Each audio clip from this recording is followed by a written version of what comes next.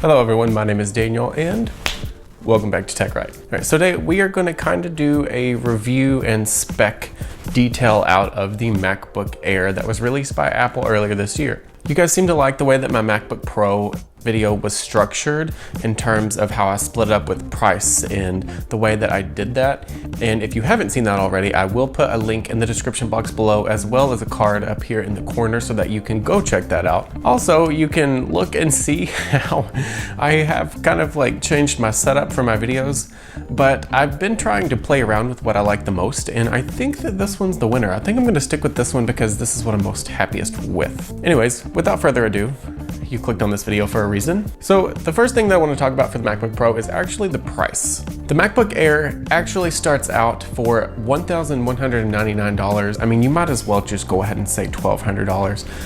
But I feel like I need to be detailed here. And really, when you go and look at it, this is like the same price as one of the MacBook Pros, and I will put a description and a price check for you on the screenshot here so that you can kind of see the similarities in that. So one of the details, and something that's kind of been buzzing around the YouTube tech pages lately, is the fact that you can have a MacBook Air for the same price as a MacBook Pro, but are you getting the same thing in just a slimmer size? You know, it's kind of funny that I mentioned that just now because MKBHD mentioned in his video that the MacBook Air is actually a little bit thicker than the brand new MacBook Pro, and I'll put a screenshot here as well, again, so that you can see that.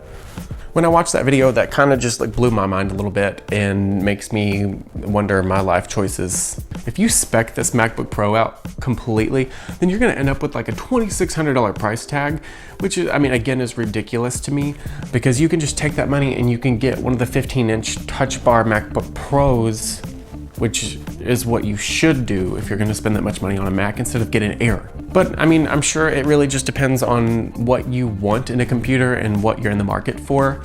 I'm hoping that if you spend that much money on a laptop, then you're going to be getting the full utilization out of it instead of just like email. Right, so let's move on to the design aspect of the MacBook Air. Obviously it's thin, that's a thing. The MacBook Air comes in 3 separate colors. You get the space gray, the gold, and the silver. The space gray is actually fairly new. It was released with the MacBook Pros last year. And to be honest, the gold really isn't that new either because that was actually released a couple years ago as well in a MacBook Air. But for some reason, if you take a look at the picture with the old MacBook Air gold and the new MacBook Air gold, the new MacBook Air gold doesn't look as cheap. I've always thought that when they first announced gold in the aluminum casing, that it kind of looked a little cheap, and now they've kind of revised it and the color looks 10 times better. Speaking of aluminum casing, they did also announce that all of the aluminum casing is now 100% recycled material, which greatly increases the carbon footprint of the company. And I'm going to just assume that that is with all of the MacBook Airs and MacBook Pros that they're going to be coming out with in the future, which is a huge ordeal. They're the very first company to ever actually do that.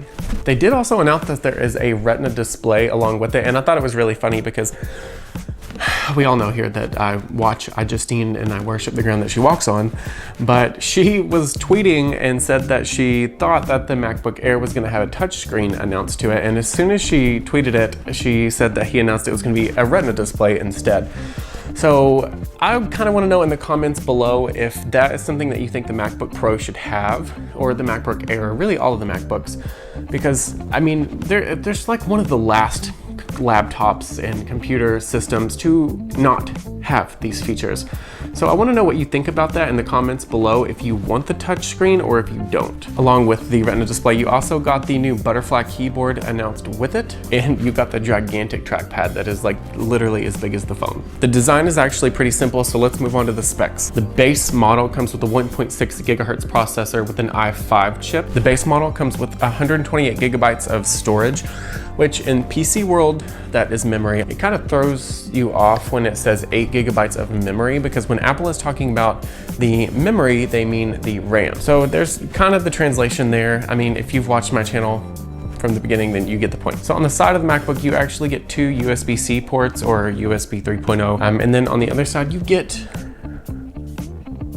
A what? You get a what? You get a headphone jack. Why on earth would you put a headphone jack on the MacBook Air, but you've taken it out of the MacBook Pro, you've taken it out of the iPad? I mean, I guess I can almost see where you're coming from an editing standpoint, but you have AirPods that are wireless, that Bluetooth connect to the laptop. The MacBook Air has Touch ID, which if you're gonna go with Touch ID, I don't understand why you really don't go with Face ID, because you've put it in the new iPhones, you've put it in the iMac Pro, so that really all you have to do is swipe up. You've gotten rid of the home button.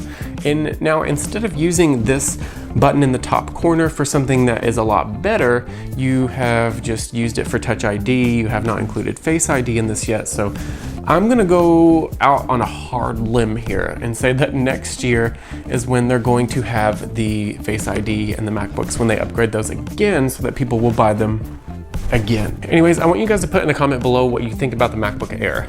Do you like it? Do you not like it? I kind of want to know your thoughts on this, because if I'm going to spend money on a MacBook Air, I'm just going to go spend money on a MacBook Pro. Anyways, I just want to say that I love all of you guys. Thank you so much for watching my video. I was going to do Vlogmas, and then I remembered that I work 2 jobs. But I am definitely gonna try to post more videos this month than I have in the previous months, because it's just, I need to start doing stuff I like more than working. It's kind of killing me a little bit. So all of my social media links are in the description below, please. I'm really actually been getting into photography, so I would like it if you went and subscribed and followed me on Instagram and Facebook and Twitter, and that's all really. Be sure to subscribe to my channel. The link is in the description box below. Like this video, because I hope that you did. Subscribe to my channel right here. Check out my videos as well here. I'll see you guys in the next one.